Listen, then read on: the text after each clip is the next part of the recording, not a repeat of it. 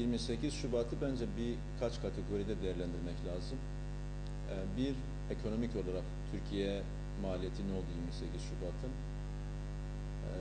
Bence 2001 krizinin temel sebebi 28 Şubat sürecindeki o finansman kayıplarıydı. Bunu Başbakanımız da söyledi, bütün diğer ekonomistler de bunu söylüyor. 28 Şubat sürecinde yaklaşık 200 milyar dolar gibi bir kayıptan söz ediliyor. Türkiye ekonomisi bu kaybı taşıyamadığı için 2001 krizi bundan dolayı meydana geldi diye düşünüyorum. İkincisi, 28 Şubat sürecindeki mağdurlar ve o dava dosyaları, bence 28 Şubat sürecindeki dava dosyalarının tekrardan ele alınması ve o davaların yeniden görülmesi gerekiyor. Ben 28 Şubat sürecindeki davaların hukuka uygun görüldüğüne inanmıyorum. Yine orada birçok mağduriyet söz konusu ve keyfi kararlar alındı.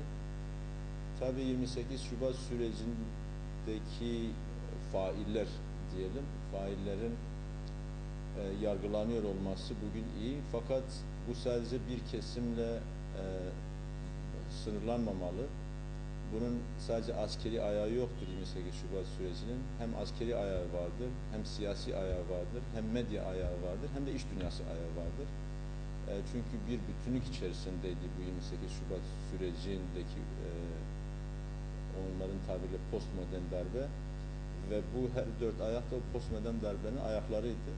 Bence bütün bunları kapsamalı. Türkiye kendi geçmişiyle yüzleşmeli ve onu temizlemeli ve yargılamalı. Kim olursa olsun bu, ucu nereye kadar giderse gitsin, kime dokunursa dokunsun, bence bu devam etmeli. Türkiye de hala darbe anayasası geçerli, darbe anayasası yönetiliyor ve 28 Şubat sürecinde bu 12 Eylül anayasasını destekler yasalar çıktı ve hala bu yasaların yürürlükte durmasından kaynaklı mağduriyetler devam ediyor. Bence bu yeni anayasa, sivil ve demokratik anayasa yapma süreci hızlandırılıp hem 28 Şubat hem de 12 Eylül'deki izlerin tamamının silinip çöpe atılması gerekiyor. Ama insanların mağduriyetinin hem bu açıdan giderilmesi hem de geçmişte mağdur olan insanların mağduriyetinin giderilebilmesi için şuraya özellikle vurgu yapıyorum.